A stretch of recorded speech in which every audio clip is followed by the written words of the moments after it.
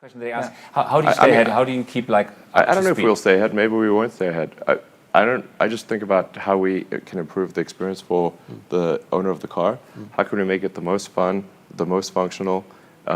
What can we do to have them love the product as much as possible? Yeah. And if somebody else makes a better product, then more power to them. Then I guess we should lose. Yeah. Okay. Good yes, answer. Please, Olivier. We at Chernow, we really believe that we can improve the quality of life in the cities, and we love cars. We really love cars, but we also believe car sharing is something who makes the usage of car much more efficient, for sure. And also, it makes really affordable. Even a very expensive car, if you only have to pay it for a minute or minute base or hourly base, it's really, I would say, something you can do whatever money you have.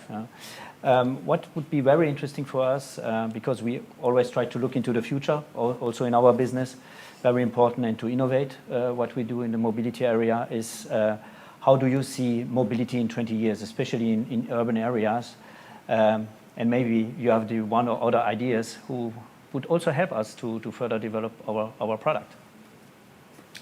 Well, I think in 20 years, almost every car made will be fully autonomous.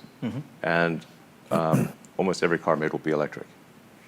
This does not mean that the whole fleet will be electric or the whole fleet will be autonomous, because the annual production rate of new cars and trucks at full speed is around 100 million units a year. But there's 2 billion cars and trucks in active use, and that number is rising.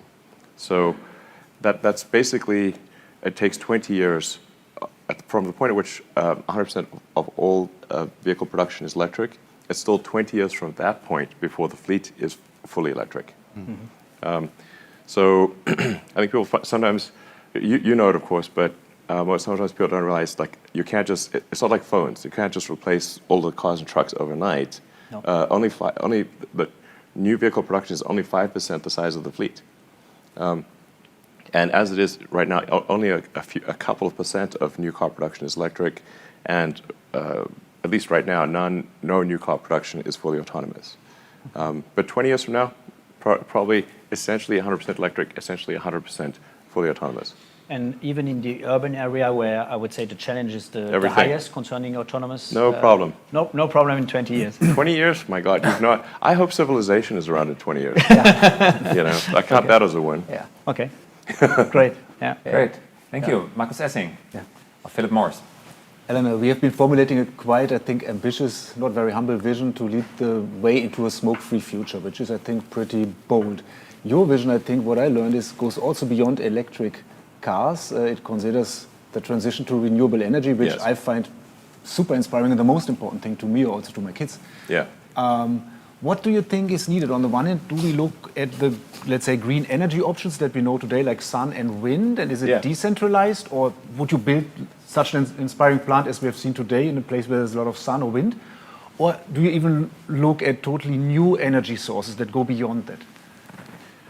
I mean, I feel quite comfortable in predicting that the vast majority of Earth's electricity generation will be solar and solar and wind, I should say. So wind has actually been, I've been surprised just how good wind has gotten. Wind power is extremely low cost. In fact, a lot of the best wind turbines are made in Germany. So the numbers are extremely good. That needs to be paired with large battery packs in order to buffer the wind power, because the wind speed changes and sometimes it doesn't blow wind. But people want steady electricity. They don't want to just have electricity when the wind's blowing. So you have to pair wind turbines with large battery packs, and the same is with solar. You've got to buffer the solar pack, because obviously it's no sun at night, and sometimes it's very cloudy. Do you see the growing electronic car fleet as a buffer for that, to be connected to the network, or is that unrealistic? I mean, I certainly could be wrong about this point. The early Roadsters we made had vehicle-to-grid capability, but nobody used it. So it cost some money. Nobody was using it, so we turned it off. We can easily turn it on right now, and actually easy, especially in Europe, because of the way the connectors work. A little more, we need like maybe $100 accessory to be able to do this in the US.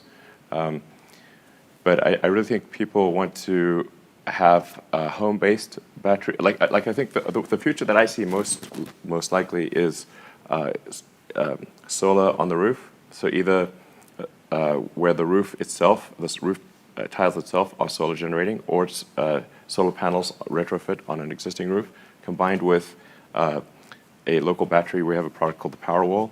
It's very popular. And then you need to combine that with grid level solar and wind. And then have a long distance high voltage DC connections. High voltage DC is extremely efficient at transferring electric power. No need for superconductors, in my view. Like the energy penalty for long distance electricity transmission is I squared R. So it's the current squared times resistance. So if you just increase the voltage, you can have the current be low, and then your I squared R heating is low. So you have high voltage, low current. You can transfer a tremendous amount of electricity with almost no, very tiny losses. So now you still need to pair that. I think there's other sources like hydro, geothermal. I'm actually not against nuclear. I know that some people don't like nuclear, but I think actually nuclear in a situation where there's not natural disasters is actually fine. I don't think you want to have nuclear in a place that has lots of earthquakes or tsunamis or something like that, or big hurricanes with a name. But in places where natural disasters are not a concern, I think nuclear is very safe. Thank you very much. Mr. Kais. Thank you.